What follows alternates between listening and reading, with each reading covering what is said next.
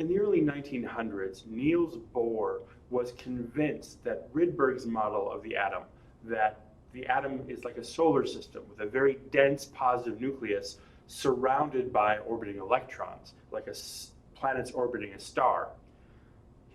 Bohr was convinced that Rydberg's idea, that Rutherford's idea was the right one.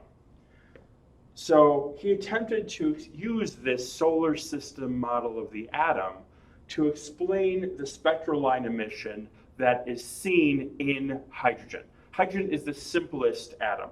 It has a single proton surrounded by a single electron, the lightest element, the first element on the periodic table. So when a spectrum is used, I have an example here of what hydrogen spectrum looks like. When you turn it on, you can see that there is a purplish light coming from excited hydrogen gas. Specifically, hydrogen actually gives off 4 specific wavelengths of light. So here we'll show the 4 colors of the spectrum, an emission line spectrum that hydrogen gives off. Now these lines occur specifically for only hydrogen, and all hydrogen gives off line at these 4 visible wavelengths. Why? Why specifically those wavelengths? And why all hydrogen gas? Well, Bohr was trying to explain why this energy was quantized, why hydrogen only gives off light at these specific wavelengths. Now, earlier physicists, Balmer, came up with a mathematical relationship that connected these 4 optical lines. And later, a physicist by the name of Rydberg, Johannes Rydberg, Swedish, I believe, actually came up with a general equation talking about all the wavelengths of hydrogen. Now, while hydrogen only gives off 4 visible wavelengths, it gives off more light in the ultraviolet at specific wavelengths, and it gives off more infrared radiation, again, at specific infrared wavelengths. So Rydberg generalized Balmer's formula to the following. So 1 over the wavelength of the observed light is equal to R sub h. I think your book uses R to represent what's called the Rydberg constant. That's given here, 1.097 times 10 to the 7 meters to the -1, so 1 over meters. Because R, of course, we have meters down here, SI units of wavelength. So this is 1 over meters. The Rydberg constant gives you that unit. So wavelength will come out in meters. Times this relationship, 1 over an integer number, n sub f squared, minus 1 over the integer number n sub I squared, and parentheses, where n sub f must be greater than n sub I. So n sub f must be greater than n sub I. For the Balmer wavelengths, n sub f is equal to 2, and n sub I is equal to 3, or 4, or 5, or 6. So plugging in those 4 values, plugging in 2 for n sub f, and then 3, 4, 5, or 6 for n sub I, will give you those 4 visible wavelengths we saw earlier for the visible emission from a hydrogen spectrum. Bohr was trying to explain why those specific wavelengths, why was energy quantized at those specific wavelengths. And he used the assumption of a solar system model for the atom to try to calculate out not only this equation, but the value for the Rydberg constant. If Bohr was able to, using this assumption, get this result, it would be a huge feather in the cap of Rutherford's solar system model. And let's see how Bohr did that. Now for this solar system model of the atom to work, Bohr had to make a few assumptions. One of those assumptions is that the electrons orbit in circular orbits, unlike planets, which can be more elliptical. So the assumption was perfectly circular orbits for these electrons. Additionally, Bohr assumed that the electron can orbit only at specific distances from the proton, which is, again, unlike astronomy, where planets can be basically at any distance from their star. Bohr said, no, electrons have to be only at allowed orbits. Some orbits are allowed, some are not. So around a proton, you can have an orbit with an energy level E1. And again, the energy levels are calculated from the fact that there is electrostatic attraction. There's also gravitational, but it's very, very, very, very small. But the majority of the force is electrostatic attraction between the positively charged proton and the negatively charged electron. So the closer the electron is to the proton, the stronger the force between, and you need energy to pull the electron away from that attracted proton.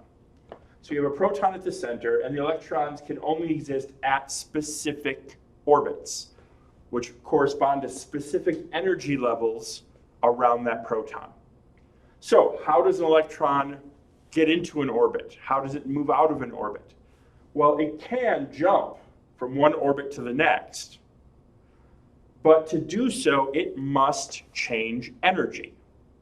Either it has to give up energy to fall closer to the proton, and how it gives up energy is by emitting a photon of that amount of energy, or you can move from an orbital out if a photon of the appropriate energy, appropriate frequency or wavelength comes by and interacts with that electron. But it has to be the right energy photon. Kind of like in a bus with exact change only. If this photon doesn't have the exact energy needed for the electron to transition between those two energy levels, the electron does not jump. So the change in energy between your initial and final energy levels must either be done by absorbing a photon of a specific frequency or emitting a photon of a specific frequency, depending on which way you go. Pulling the electron from the positive charge, you need to put energy into the system, and you do that by absorbing a photon of the appropriate energy. Or if the electron is in a high energy state and it falls to a low energy state, think of it like a ball rolling downhill where the positive charge is at the bottom of the hill, bottom of a hole, then you have to give up energy, and it does that by emitting a photon of the appropriate energy. So the change in energy is equal to the energy of the photon emitted. Going back to the optics part of our discussion, we talked about photon energies. The energy of a photon is Planck's constant, 6.626 times 10 to the negative 26 joule seconds, times the frequency of that photon in hertz, or hc over lambda if you have the wavelength of the photon instead of the frequency. So if we want to transition to between specific orbits, we need to do that by emitting or absorbing photons.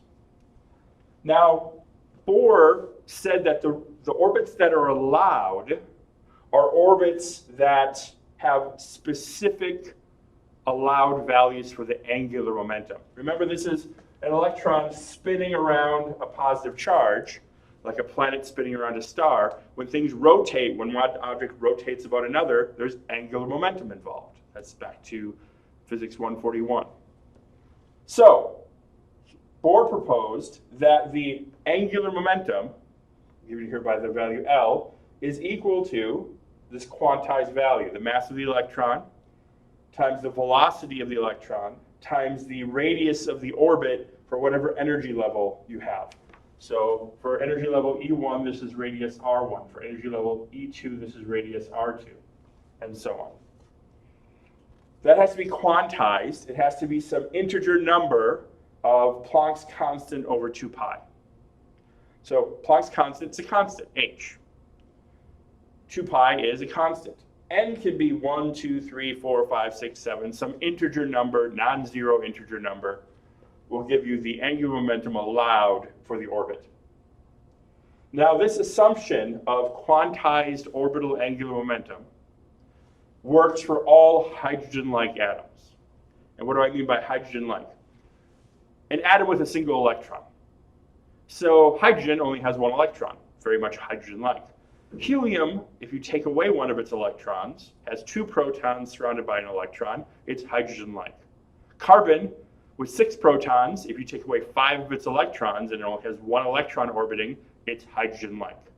So the equations we'll continue to derive, we're going to add a term called Z, where Z is the number of protons, and we're going to assume that these Hydrogen-like atoms only have a single electron. What we'll learn is Bohr's assumptions are limited to hydrogen-like species, hydrogen-like atoms. Once you add a second electron to the mix, Bohr's model falls apart. But it was an important stepping stone to understanding the quantization of energy in atoms, which is why it's still taught today. So let's do this derivation and see if Bohr can recreate Rydberg's formula. Hint he can. Now the book at this point goes through a couple of long derivations, 3 long derivations. We're just going to look at the first one and go through that step by step so you can see what they're doing as they move along, and then we'll just talk about the other 2 as given in the book. So when we're talking about the Bohr model of the atom and the assumptions made, we already had the equation for the quantization of angular momentum. That the angular momentum, which is equal to the mass of the electron times the speed of the electron times the electron's distance from the proton, is equal to some quantized value n times h over 2 pi. So angular momentum has to be some integer number of h over 2 pi. That's the assumption Bohr made. The rest of it comes from physics we already know. For example, what is the force, the electrostatic force between 2 charged particles? Well, the electrostatic force is equal to electrostatic constant, K, 8.99 times 10 to the 9th, newtons meters squared over coulomb squared. So that's just a constant, times the charge. Q sub E is the charge on the electron, but remember the charge on the electron and the charge on the proton are the same value, right? The electron has a negative charge, Q sub E, and the proton has a positive charge, Q sub E. So the amount of charge on the proton is the number of protons Z times the charge on a proton, which is Q sub E, times the charge on the electron, which is Q sub E, over the distance between them squared, which is R sub n squared. Again, n refers to the energy level. N can be 1, 2, 3, 4, and so on. So we know the electrostatic force equation, Coulomb's equation. We dealt with that earlier this semester. Last semester, we talked about centripetal force, inward forces. And we said the centripetal force is equal to the mass of the electron, or the mass times the speed squared over the distance of the circular orbit. Well, in this case, the mass is the mass of the electron, because the electron is the thing that's orbiting. The distance the electron is orbiting is R sub n, and the speed, again, is v squared. So I'm going to rearrange this blue equation here, the assumption that Bohr made, and solve for the velocity. So the only thing between this step and this step is I rearrange this equation to solve for the velocity. So velocity is equal to n times Planck's constant over 2 pi times the mass of the electron times the radius of the orbit. Now I'm going to take, since I've solved this for the velocity, I'm going to plug it in up here. That's the next step, but it's squared. So that means every term in here will end up squared. And the electrostatic force acts as a centripetal force. So I'm going to set these 2 equations equal to one another. So setting these 2 equations equal, I get the electrostatic constant times the number of protons times, you have Q sub E here twice, so Q sub E squared over the distance squared is equal to mass of the electron over the distance times the speed squared. I plug in, that's velocity here. I end up getting n squared, h squared over 4 pi squared, m sub e squared, r sub n squared. And I just start canceling similar terms. There's 1 over r sub n on the left-hand side, 1 over r sub n on the right-hand side. So since r sub n squared is in the denominator both places, I cancel that. 1 mass of the electron is to the first power in the numerator to the squared in the denominator. So 1 of the denominator terms squares with the numerator term. And then I'm going to rearrange this equation to solve for the remaining radius, r sub n. So I multiply both sides by r sub n to bring it over here, divide everything else out, and this is what I end up getting. R sub n is n squared over the number of protons times, in parentheses, all constant terms.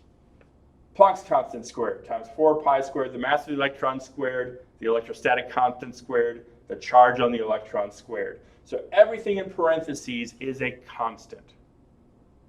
Z can change because the number of protons in our hydrogen-like atom can change. If it's helium, Z would be 2, lithium, Z is 3, oxygen, Z is 8, and so on. N is the energy level I'm talking about. So the radius depends on the energy level. The bigger the energy level, the bigger the radius. But everything in parentheses here is a constant. So what your book does is it puts that all together in a new constant called A sub b, which is called the Bohr radius.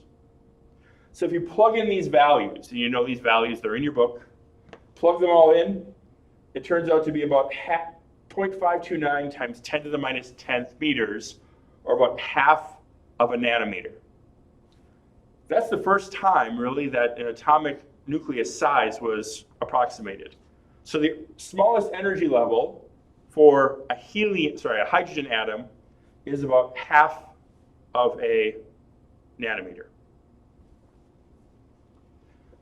So the general equation here, the radius of an orbit at energy level n is equal to the energy level squared. This would be 1 squared, 2 squared, 3 squared. Remember, n has to be some integer number. Divided by the number of protons in the atom we're talking about. For hydrogen, that would be 1, times this Bohr radius. This gives us the orbits. This gives us the sizes of the orbits at the various energy levels. That's amazing.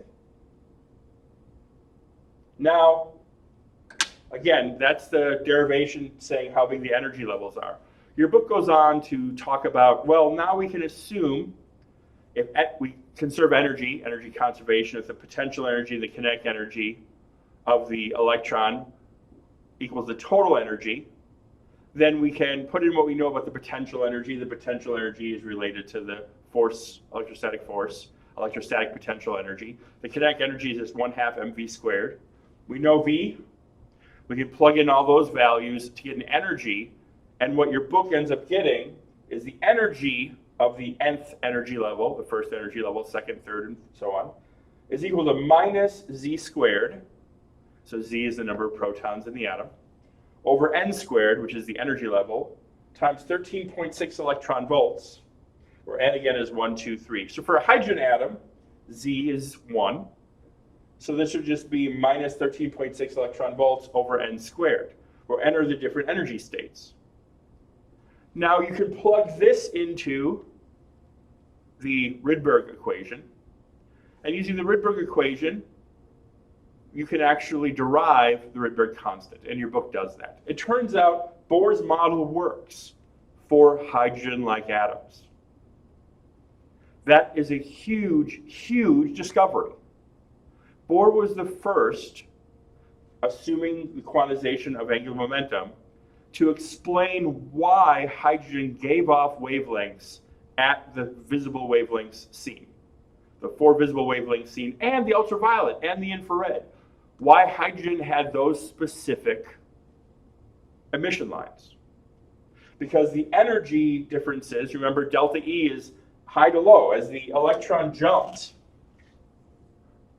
from one energy state to another, let's have it go down, from state, let's say n equals 3 to n equals 2, and n equals 1 will be down here, it gives off a photon of a specific wavelength. Well, I know the energy of state 3. I can plug for hydrogen. I can plug that in and calculate what the energy is.